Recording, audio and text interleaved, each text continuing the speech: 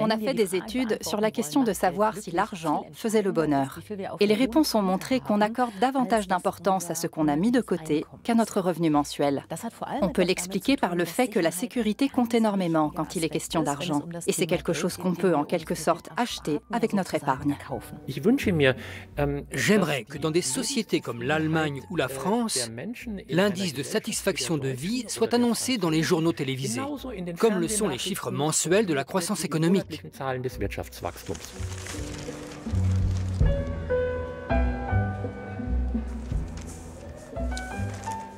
Quand je lis l'histoire de gagnants au loto ou de crypto-millionnaires qui ont dilapidé leur fortune et se retrouvent sous les ponts, je me dis, mais pourquoi l'argent rend aveugle?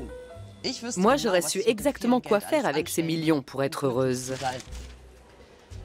D'ailleurs, des études récentes montrent que dans certaines circonstances, l'aisance financière peut faire le bonheur. Et je vous propose d'explorer cette question. Pour ce faire, je vais rencontrer deux personnes qui ont amassé un beau capital, mais pas du tout de la même manière.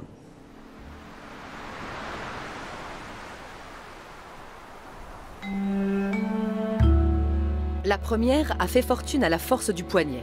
Yasmine Taylor a quitté l'Iran à 17 ans. Elle est arrivée en Allemagne, s'est mise à l'allemand, a passé son bac, puis a financé toute seule ses études aux États-Unis en travaillant. Ensuite, elle a fondé une agence de voyage qui lui a rapporté beaucoup d'argent. De son côté, Fedor Holz a grandi près de Saarbrück, auprès d'une mère adolescente qu'il a élevée seule et avec qui il a partagé les fins de mois difficiles. C'était un enfant solitaire. Puis à 22 ans, il est devenu le meilleur joueur de poker du monde et millionnaire quasiment du jour au lendemain.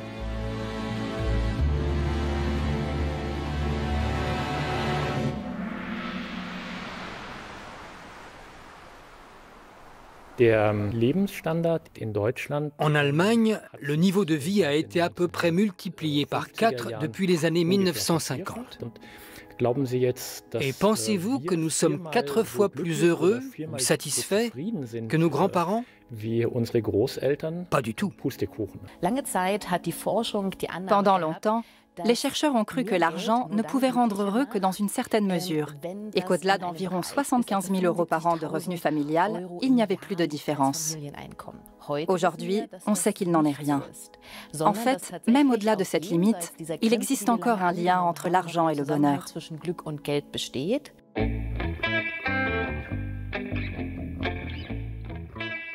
J'imagine qu'à 20 ans, si j'avais eu tout à coup 1 million sur mon compte, comme Fedor, j'aurais été folle de joie.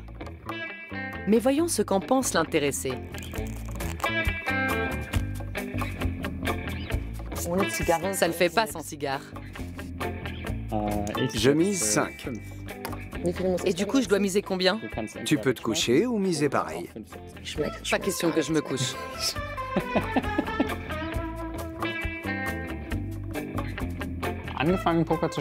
J'ai commencé à jouer au poker à 15 ou 16 ans avec des copains. On misait de petites sommes. Puis vers 17-18 ans, je me suis mis à jouer de plus en plus. J'ai arrêté mes études. À 19 ans, j'ai commencé à gagner un peu d'argent, quelques milliers d'euros, assez pour en vivre. Et en 2013, j'ai gagné mon premier million.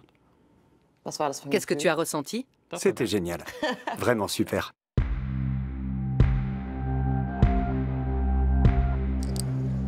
C'est une reine et Fedor Holz est champion.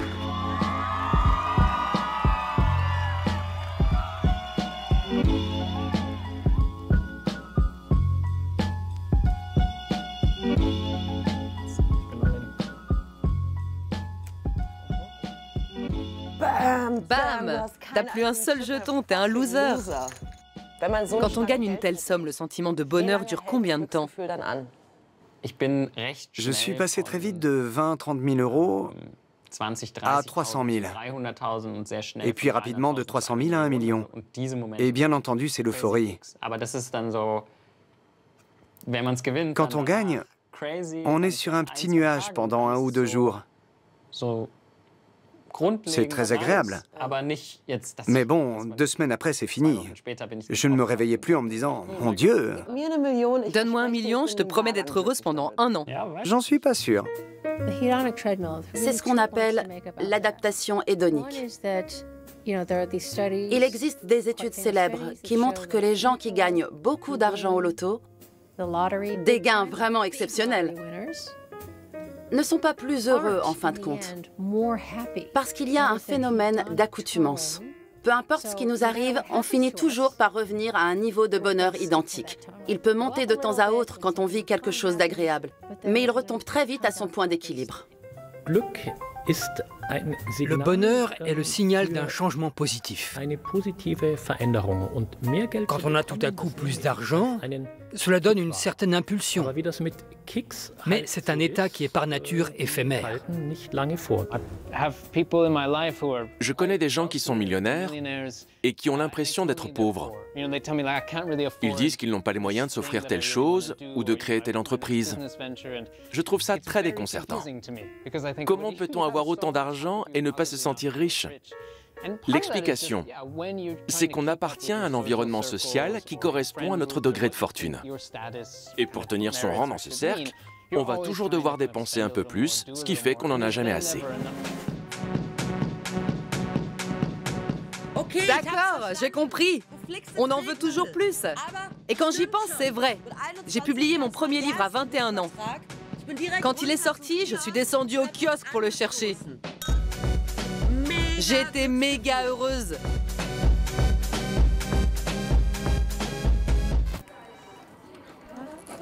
Pour mon deuxième livre, je pensais d'avance aux chiffres de vente. Pour le troisième, il a été question d'une adaptation sur les écrans et je me suis demandé si ce serait un best-seller. À chaque fois, c'était l'euphorie.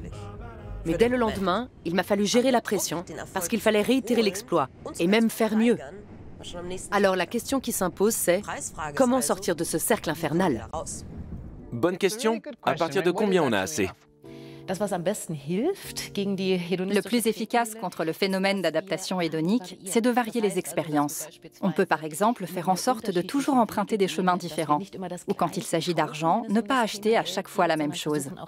Il faut introduire de la diversité dans ce domaine et essayer de dépenser de l'argent pour faire des expériences inédites et éprouver de nouvelles sensations, plutôt que pour des objets ou des expériences auxquelles on va s'habituer rapidement.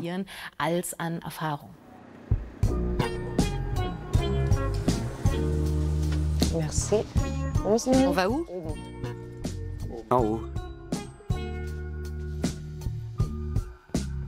Allô? Salut. Ronia. Ne te dérange pas, je viens juste inspecter votre appartement.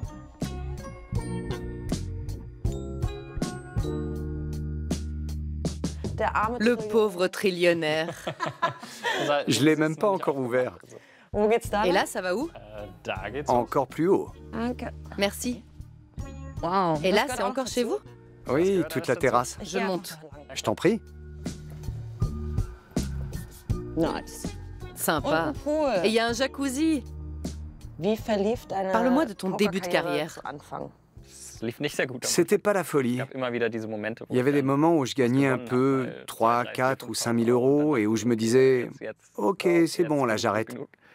Je crois que c'est une expérience importante. Ça montre que ce ne sont pas forcément les résultats qui font la différence. Le principal, c'est d'avoir une bonne routine, d'être bien dans le jeu. Et pas seulement d'avoir de la chance. Qu'est-ce que tu as fait pour t'améliorer? J'ai investi énormément de temps dans diverses choses. Je voyais un masseur régulièrement. Je travaillais avec un chercheur en biologie du sport. L'alimentation, c'est très important, ça aussi. Il faut manger suffisamment, mais sans être rassasié. C'est presque du biohacking. Oui, c'est comme pour tous les sports de haut niveau. On a 12 heures pour être au top. Et il faut se débrouiller pour se préparer au mieux. On dispose de données à ce sujet. Quand on escalade une montagne, on va tirer bien plus de satisfaction de la boisson qu'on va consommer au sommet que si on l'avait bu en bas sans avoir fait d'effort. Mais inversement, quand on reçoit une grosse récompense sans avoir rien fait pour l'obtenir, ça peut être aussi très agréable. C'est un phénomène qui va varier davantage en fonction des personnes que des situations. Il y a des gens qui vont se sentir bien mieux s'ils ont travaillé pour mériter la récompense, et d'autres non.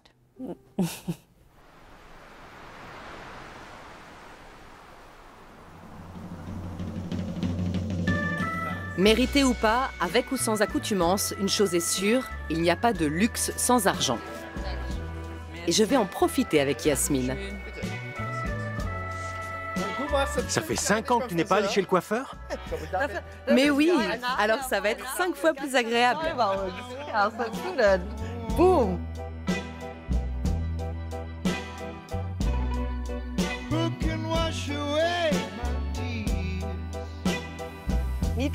Tu es mignonne avec ton petit chapeau. C'est important pour toi d'aller chez le coiffeur? Très important.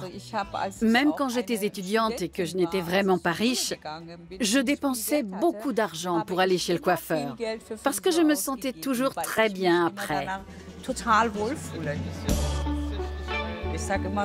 Les coiffeurs sont des psychologues.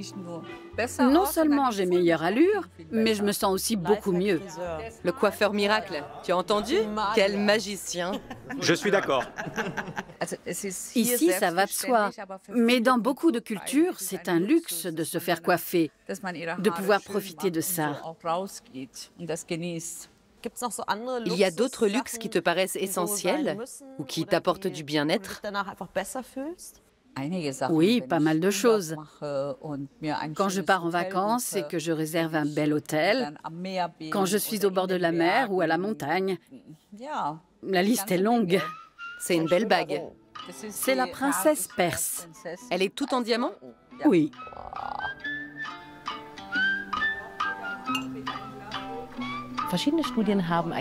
Différentes études ont montré que lorsqu'on s'accorde quelque chose qui ne correspond pas à notre quotidien et qu'on fait rarement, on vit ce changement comme un événement positif. Mais il faut savoir que l'effet est de très courte durée. Aujourd'hui, Yasmine profite pleinement de son aisance financière. Mais elle n'a pas toujours été aussi détendue. Semaine de 70 heures, dépression nerveuse, insomnie. Le jeu en valait-il la chandelle? Est-ce qu'il t'est arrivé d'être à bout? Oui, souvent. Toutes les femmes fortes, ou les gens solides en général, craquent à un moment ou à un autre. Je me souviens d'une fois où j'étais vraiment au bout du rouleau. Je travaillais dans mon bureau en dessous, mais je voulais garder la tête haute, préserver mon image de femme forte. Alors je suis montée chez moi, j'ai poussé un grand cri, puis je suis venue ici me passer de l'eau sur le visage, j'ai mis un peu de rouge à lèvres, et j'y suis retournée comme si de rien n'était. On rajuste sa couronne et on repart. C'est ça. Et parfois, il faut ramasser la couronne en 1000 morceaux et la recoller. On titube un peu, mais on marche sans appui. Génial. Et tout ça en valait la peine? Ça en vaut toujours la peine. De se battre, de continuer? Oui.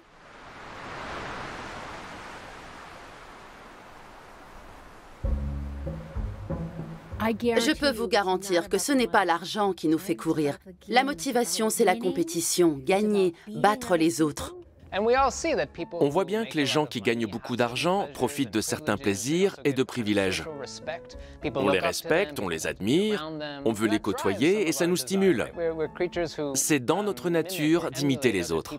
Une très belle étude a montré que pour se sentir aussi pleinement heureux qu'un célibataire qui débute une relation épanouissante, il faudrait recevoir une augmentation de salaire de 767%. Tout le bâtiment t'appartient? Oui. Tu avais quel âge quand tu l'as acheté? Un certain âge. C'était en 2010. J'avais quel âge? Il y a 13 ans. 56 moins 13. Je n'étais déjà plus toute jeune quand je l'ai acheté. Bon, j'ai encore une chance. Oui.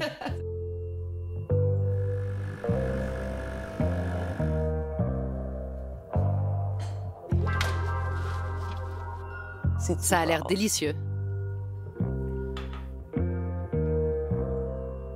Je ne me suis encore jamais dit que j'étais riche. Quoi? Non. Mais regarde autour de toi. Non, je ne me suis jamais représenté ça de cette manière. Et il y a autre chose de bizarre. Je n'ai jamais vraiment eu l'impression d'avoir réussi.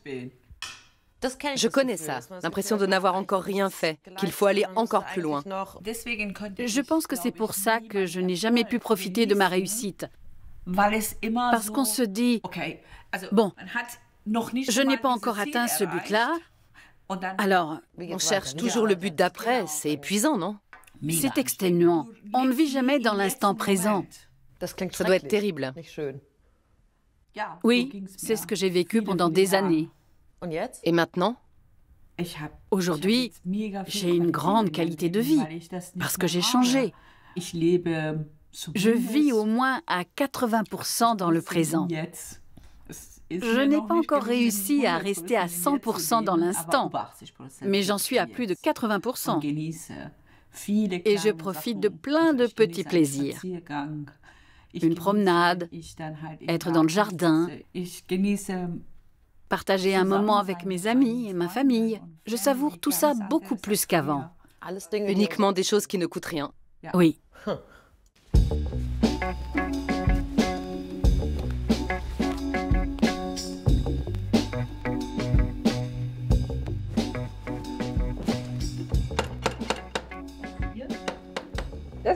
C'est mon ancien bureau.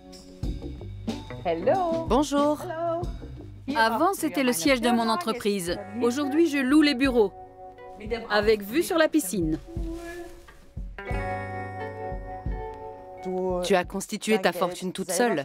Tu l'aurais vécu de la même façon si tu avais épousé quelqu'un de riche? Ou si tu avais gagné au loto, par exemple?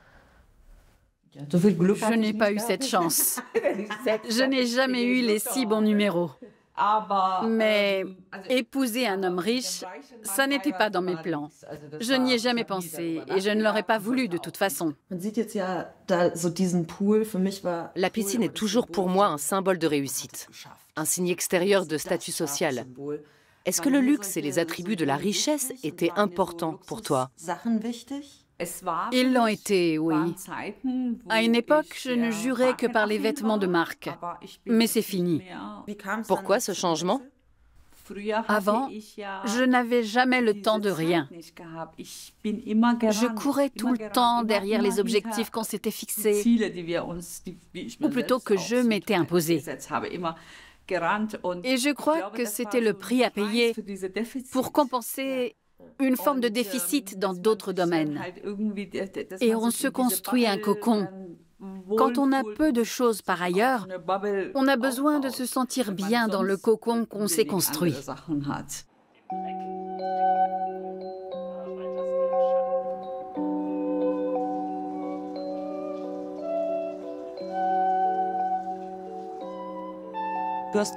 À un moment donné, tu as arrêté de jouer.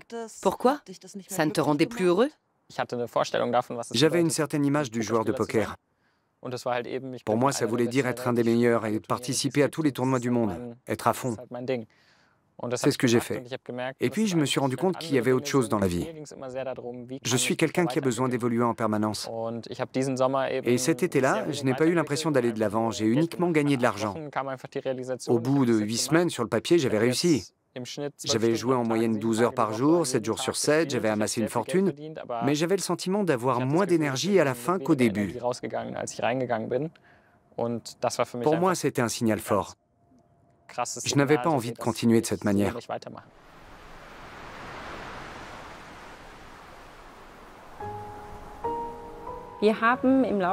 Au fil des ans, on a vu passer des études selon lesquelles les gens sont bien plus heureux quand on les invite à partager de l'argent avec autrui. J'étais très sceptique à ce sujet et j'ai eu envie de voir comment ça se traduisait dans le cerveau. Et l'expérience a effectivement montré que le partage activait les circuits de récompense. Les gens ont rapporté qu'ils étaient bien plus heureux. L'existence ne se limite pas à ce qui est bon pour soi. Elle consiste à contribuer à quelque chose qui nous dépasse en tant qu'individu. Le sens de la vie, ce n'est pas de s'élever soi-même dans la société ou de faire avancer ce qu'on aime. C'est de rendre le monde meilleur.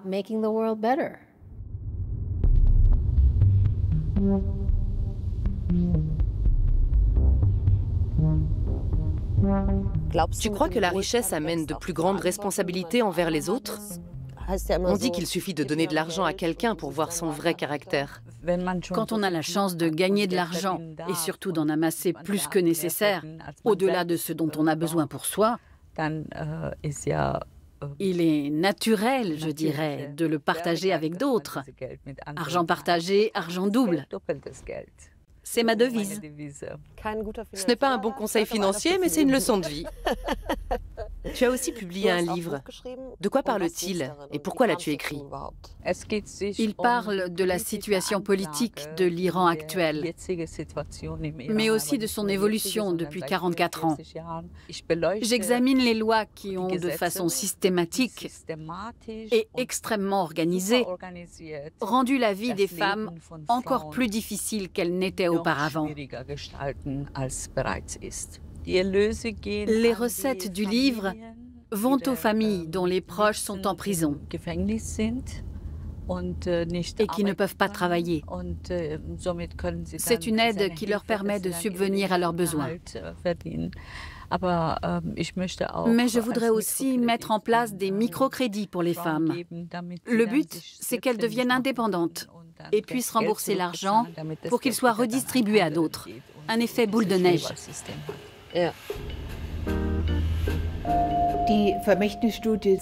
L'étude sur l'héritage montre à quel point ce qui touche au social est important pour les gens.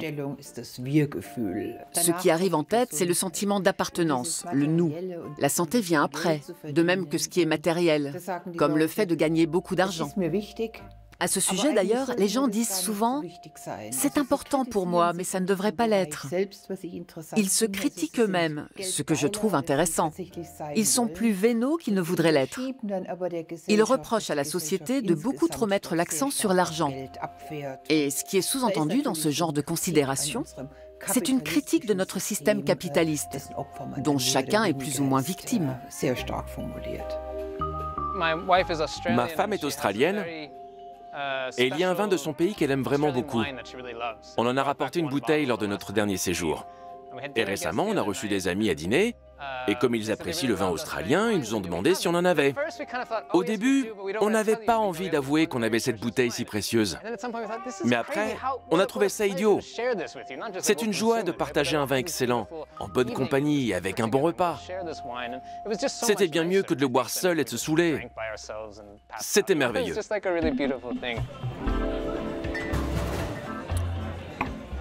Oups, prise en flagrant délit. On est souvent plus mesquin qu'on veut bien l'admettre. Et ce n'est pas la faute au méchant capitalisme. Bref, partager, voilà une bonne résolution. Elle nous permettra sûrement de profiter avec plus de bonheur d'une bonne bouteille ou d'un délicieux repas. Alors je me lance. La prochaine tournée est pour moi.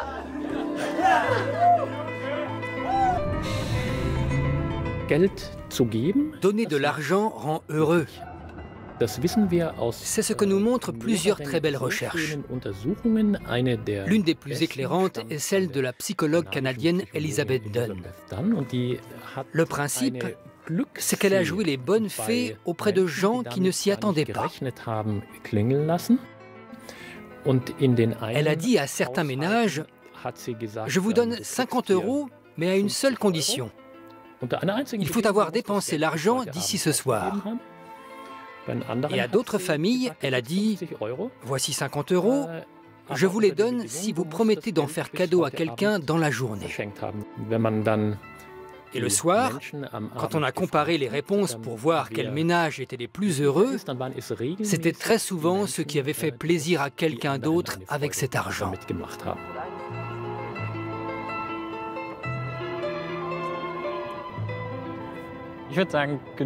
Le fait d'avoir assez d'argent pour faire ce que je veux quand je le souhaite, ça m'apporte un grand bonheur. Ça a vraiment changé la donne dans ma vie. Pouvoir aller où je veux, me consacrer à des activités nouvelles, apprendre des choses, posséder mon appartement, avoir mis ma famille à l'abri du besoin, manger ce que je veux, ce sont des petits plaisirs qui me rendent vraiment heureux. Et ça m'a permis de me rendre compte que j'ai besoin de peu de choses finalement. Pour moi, c'était une révélation importante. J'ai compris que dans ce domaine, il n'y a pas de progression linéaire. Je ne serai pas de plus en plus heureux à mesure que j'aurai davantage d'argent. À partir d'un certain niveau, il y a peu de choses qui apportent un vrai changement.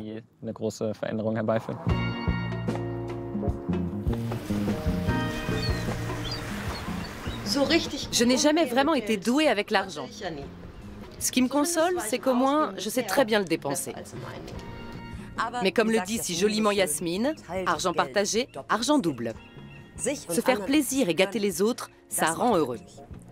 Mesurer sa réussite à l'aune de son compte en banque, c'est pas vraiment mon truc. Bon, ça veut dire que j'ai déjà accompli la moitié du chemin vers le bonheur.